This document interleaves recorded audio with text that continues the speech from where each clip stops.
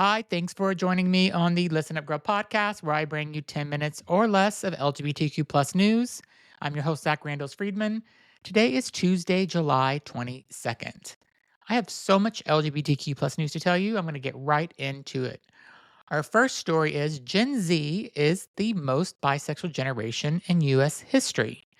A new Gallup report reveals that 15% of Gen Z adults in the U.S. identify as bisexual. That's more than any previous generation in American history. This generational shift signals not just a transformation in how young people understand and express their sexuality, but it also an increase in comfort and visibility within the LGBTQ plus spectrum. The data also shows a trend towards fluidity, with younger generations less likely to identify with rigid labels and more likely to embrace being bisexual, being pansexual, or queer identities. As cultural stigma lessens and the LGBTQ plus representation grows in media, Gen Z is boldly reshaping how America defines sexual identity. Pretty cool. Next story is 20 years of marriage equality is in Canada. So, on this day, 20 years ago, Canada made history by becoming the fourth country in the world and the first outside of Europe to legalize same sex marriage nationwide. The 2005 Civil Marriage Act ensured that all Canadians, regardless of sexual orientation, had the right to marry the person they love. Since then, tens of thousands of LGBTQ plus couples have tied the knot across the country. The law not only affirmed queer love, but also inspired global momentum, with over 30 countries legalizing marriage equality in the years that followed. As we reflect on 2 decades of love and legal recognition, Canada remains a beacon of LGBTQ plus rights. We all love Canada because we're going to escape to if we have to one day. So, on to the next one. Sydney Sweeney channels queer boxing icon Christy Martin. A newly released image of actress Sydney Sweeney, who I love, as Christy Martin has fans buzzing ahead of the 2025 Toronto International Film Festival. The upcoming biopic, called Christy, tells the harrowing and heroic story of the openly queer boxer who shattered gender and sexuality barriers in the ring. Martin was a champion in the 1990s and held the WBC Super Weatherweight title in 2009. But her personal life turned dark when she survived a brutal murder attempt by her then husband after she came out and left him for her high school sweetheart, Sherry Lusk. This movie is directed by David Miko and supported by a powerhouse cast. Christy promises to be both a sports drama and a story of queer survival, resilience, and empowerment. Next, we have queer people are drinking dairy again. Wow, here's why. Oat milk has long been the dairy alternative of choice for queer coffee drinkers. But there may be some surprising shift happening. In a deep dive article for Them, Lex Goldstein explored why some queer people are going back to dairy milk. Interviews revealed a mix of reasons: nutritional value, rising cost of plant based milks during the recession, and even rebellion against food shaming culture. For some, it's about nostalgia and reclaiming comfort food in a time of political stress. For others, it's simply about the taste and protein. Is dairy making a comeback in the queer culture? Then we have a gay asylum seeker freed after 125 days in El Salvador prison.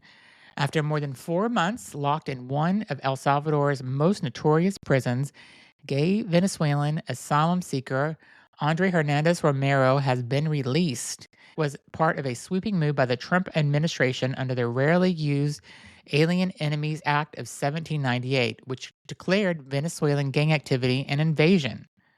Hundreds were swept up, including queer asylum seekers like Hernandez Romero. Though he's now free from prison, he has been deported to Venezuela, the country he fled due to persecution. Human rights groups are outraged, warning that his life remains in danger and calling the administration's action an attack on LGBTQ plus refugees. And I can tell you, Trump doesn't care because this is exactly what he wants to do. He wants it to be all white, straight people.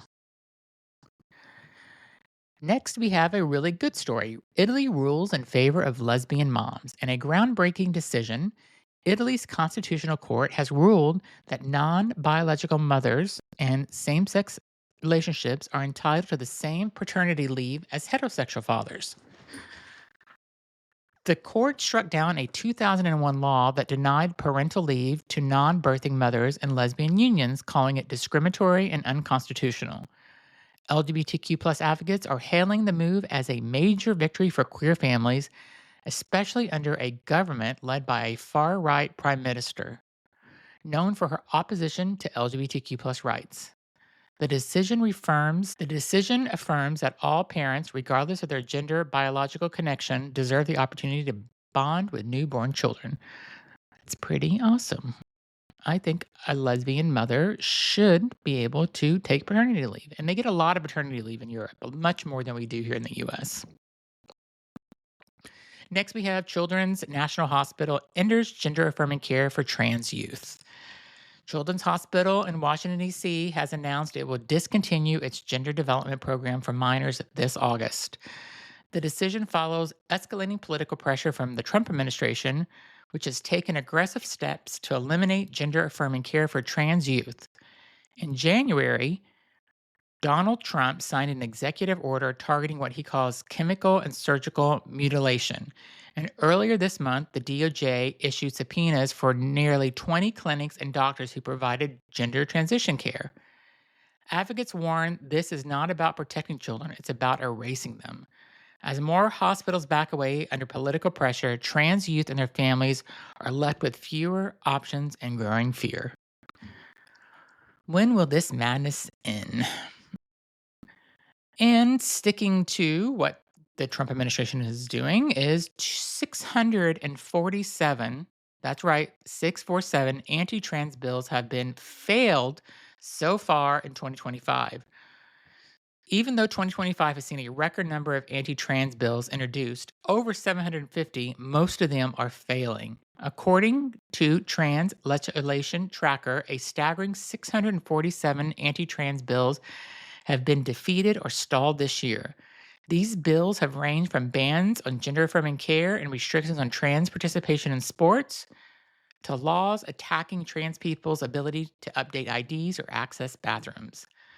The fact that so many of them have failed is a testament to public resistance, grassroots organizing, and growing public awareness. Fight is far from over, but data shows that anti trans hatred is not winning. Yay. And I have a positive story that's Representative Sarah McBride passes her first bill with bipartisan support. Sarah McBride, in case you don't know, is the first openly trans member of Congress, just achieved a rare feat in today's divided government. She passed a bipartisan bill with zero opposition. The Equal Opportunity for All Investors Act remains to expand access to private capital for underrepresented entrepreneurs by allowing people to qualify as accredited investors based on financial knowledge, not just wealth. This is about creating access to the opportunity for people who have historically been left behind, McBride said, on the House floor. And then, in a time of relentless anti trans rhetoric, McBride's quiet but powerful leadership is creating real change and economic equality. So, yay for Sarah McBride for the win. My last story is sad. It is remembering Ozzy Osbourne. He actually passed away today. Everybody is mourning the loss of Ozzy Osbourne. He just did his final concert, actually, I think last week, and he died at the age of 76. He is best known for the frontman of Black Sabbath and godfather of heavy metal, and he had quite a legacy. He was one of the fierce allyships with the LGBTQ plus community, which I did not know until he died today.